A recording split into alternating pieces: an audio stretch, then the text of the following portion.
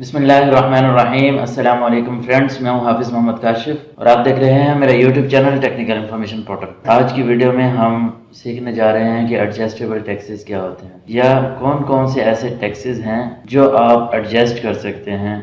Adjustment क्या होती है? फॉर एग्जांपल किसी भी फाइनेंशियल ईयर की आपकी टैक्स लायबिलिटी बनी है 1,00,000 रुपये और उनमें से आपने कुछ एडजस्टेबल टैक्सेस आपने पे किए हैं, वो 20,000 रुपये के हैं, तो आप अपनी टैक्स लायबिलिटी के अगेंस्ट एडजस्टेबल टैक्सेस एडजस्ट कर सकते हैं। यानी कि 1,00,000 में से 20,000 जो टैक्सेस आपने साल के दौरान पे किए हैं वो एडजस्टेबल टैक्सेस में से हैं, तो वो आपने माइनस कर लेने हैं। रिमेनिंग आपने 80,000 रुपये जमा करवाना है।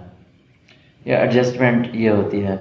और आज की वीडियो में हम ये भी देखेंगे कि कौन कौन से ऐसे टैक्सेस हैं जो हम रिफ़ंड जिनका ले सकते हैं। अगर साल के दौरान आपने पे कर दिए हैं और आप फाइलर हैं तो आप वो पैसे अपने वापस ले सकते हैं। या अगर आप सैलरीड पर्सन हैं और आपने एडजस्टेबल टैक्सेस पे किए हैं जो एडजस्ट हो सकते हैं, वो मैं बताऊंगा कौन कौन से एडजस्टेबल टैक्सेस हैं। वो अगर आपने साल के दौरान पे किए हैं तो आप जॉब करते हैं, अपने एम्प्लॉयर को उनका प्रूफ देकर आप वो एडजस्टमेंट ले सकते हैं। फॉर एग्जांपल आपकी सैलरी के अगेंस्ट 1,00,000 रुपये टैक्स बनता था, साल के दौरान आपने टैक्सेस पे किए, एडजस्टेबल टैक्सेस थे, उनका आपने प्रूफ दे दिया एम्प्लॉयर को, तो एम्प्लॉयर आपकी सैलरी के ऊपर वो टैक्स की एडजस्टमेंट कर देगा, आपका टैक्स कम काटेगा।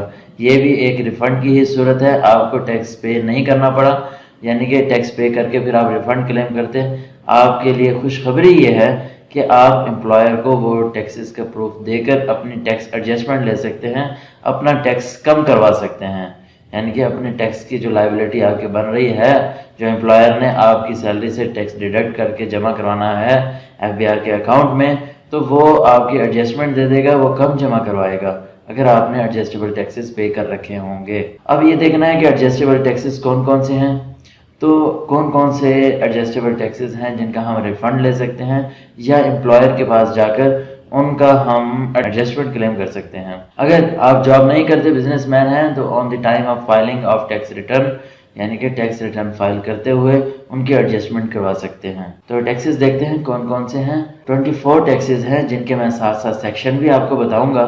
और सेक्शन से ये होगा कि डेफिनेशन में प्रॉब्लम नहीं होता। आपका किसी सेक्शन में कोई टैक्स कटा है, आपको सेक्शन मालूम है, तो आप अपनी टैक्स रिटर्न ओपन करेंगे, तो टैक्स रिटर्न ओपन करने के बाद उस सेक्शन को फाइंड करेंगे और उसी में अपनी टैक्स की जो वैल्यू है जो आपका डिडक्ट हो चुका है वो वैल्यू वहाँ पर पुट कर देंगे। डेफिनेशन के साथ आप फाइंड करेंगे तो प्रॉब्लम हो सकता है, जैसे कि प्रॉफिट ऑन डेट है, जिसके ऊपर मैं 2-3 वीडियोस बना चुका हूँ, वो आप मेरे यूट्यूब चैनल पर देख सकते हैं।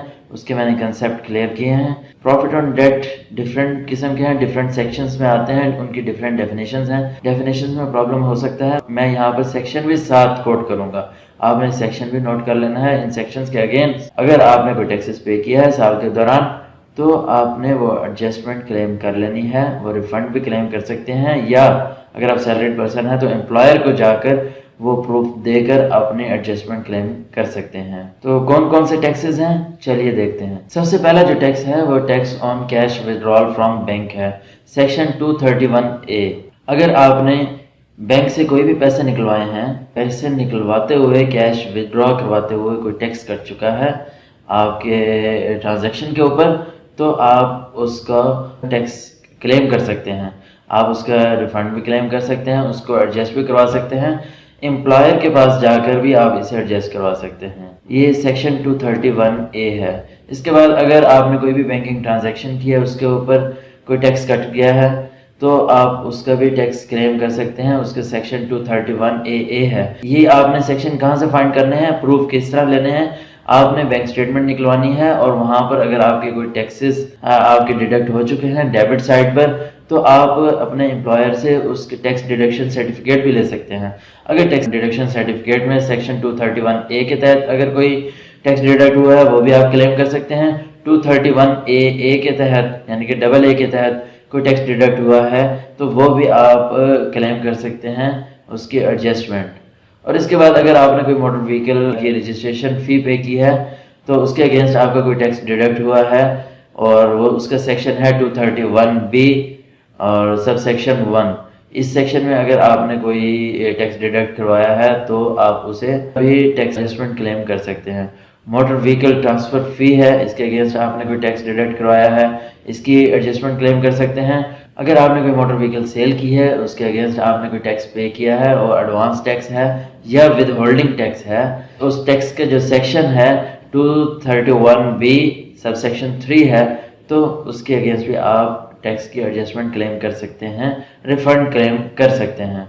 मोटर व्हीकल लीजिंग पर दी है 231B सबसेक्शन 1A में आपने कोई टैक्स डिडक्ट करवाया है, उसका भी आप टैक्स एडजस्टमेंट क्लेम कर सकते हैं। प्राइवेट व्हीकल टैक्स है, वो सेक्शन 234 के अगेंस्ट आपने कोई टैक्स पे किया है, उसकी भी आप टैक्स एडजस्टमेंट क्लेम कर सकते हैं। इसी तरह सेक्शन साथ साथ नोट कर सकते हैं।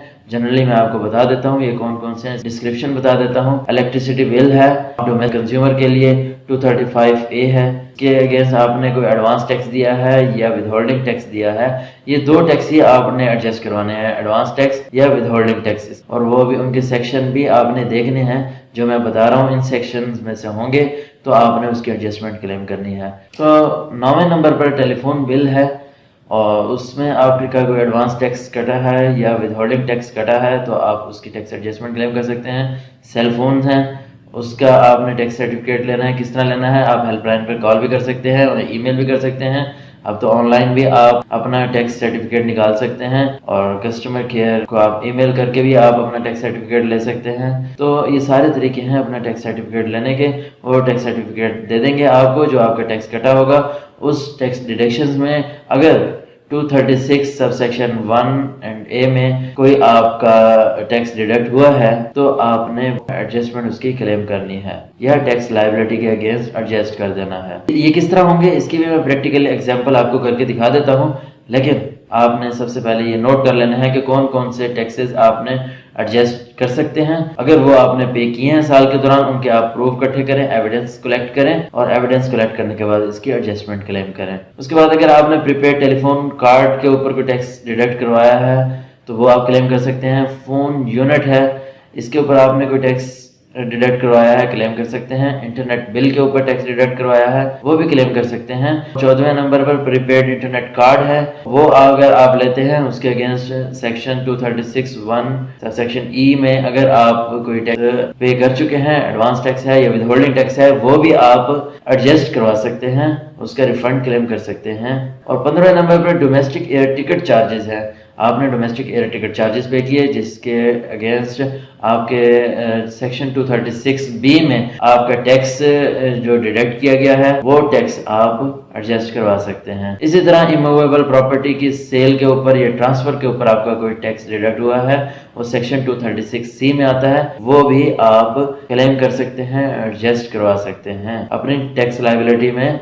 अगर आप बिजनेस पर्सन है, अपने टैक्स रिटर्न फाइल कर रहे हैं, तो on the time of filing of tax return under section 236 को आप एडजस्ट कर सकते हैं अपने टैक्स लायबिलिटी के अगेंस्ट। और 17 नंबर पर फंक्शंस एंड गैदरिंग चार्जेस हैं, उसके में अगर आपने वो पे करते हुए 236D सेक्शन के में अगर आपने कोई विदहोल्डिंग टैक्स या एडजस्टेबल टैक्स डिडक्ट करवाया है, वो भी आप क्लेम कर सकते हैं। एजुकेशनल इंस्टीट्यूशन फी है सेक्शन 236I, इसमें एजुकेशनल इंस्टीट्यूशन फी पे करते हुए आपने एडवांस या विदहोल्डिंग टैक्स पे किया, वो भी आप क्लेम कर सकते हैं। अगर आपने कोई इमूवेबल प्रॉपर्टी परचेज की है या ट्रांसफर की है अंडर सेक्शन 236K में आपने कोई विदहोल्डिंग टैक्स डिडक्ट करवाया है या एडवांस टैक्स पे किया है, तो आप उसे क्लेम कर सकते हैं, रिफंड ले सकते हैं या उसको एम्प्लॉयर को दे के अपनी टैक्स लायबिलिटी कम करवा सकते हैं, या टैक्स रिटर्न फाइल करते हुए आप अपने टैक्स लायबिलिटी को एडजस्ट कर सकते हैं। तो इसके बाद इंटरनेशनल एयर टिकट है, वो आपने परचेज की है, उसकी पेमेंट की है, उसमें पेमेंट करते हुए अगर जो टिकट आपको दे रहा है 236L के तहत आपका कोई टैक्स उसने डिडक्ट कर लिया है, तो वो भी आप क्लेम कर सकते हैं। और कोई भी बैंकिंग ट्रांजैक्शन है अदर देन कैश,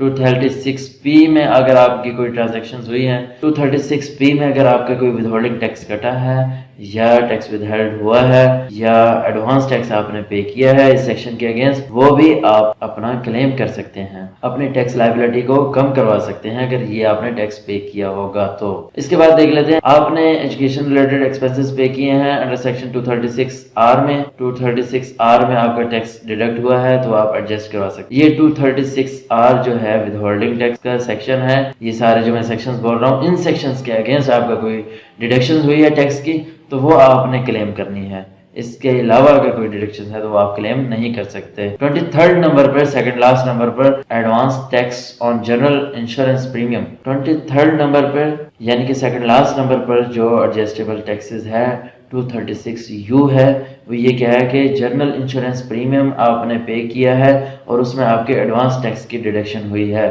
और एडवांस टैक्स का सेक्शन क्या है 236U। इस सेक्शन में आपके कोई एडवांस टैक्स की डिडक्शन हुई है या टैक्स विदहेल्ड हो गया है तो आपने क्या करना है, इसकी भी टैक्स एडजस्टमेंट ले सकते हैं। और advance tax on life insurance premium 236U, ये भी सेम सेक्शन है। लाइफ इंश्योरेंस प्रीमियम आपने पे किया है, उसमें आपने एडवांस टैक्स पे किया है, वो भी आप क्लेम कर सकते हैं।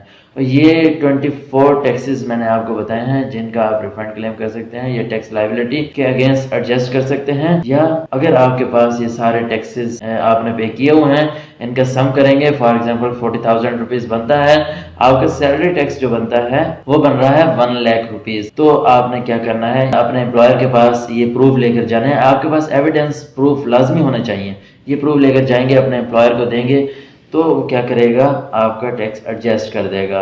हाँ, ये आपने किस तरह करने हैं, ये तो साल के दौरान के टैक्सेस होते हैं जो आपने पे करने होते हैं, तो वो भी साथ साथ मंथली बेसिस पे एम्प्लॉयर आपकी टैक्स डिडक्ट कर रहा होता है। आप मई के महीने में सारे टोटल करके आप चले जाएं लास्ट ईयर में उसको एडजस्ट करवा सकते हैं, वो जून के मंथ में आपके एडजस्टमेंट कर देगा।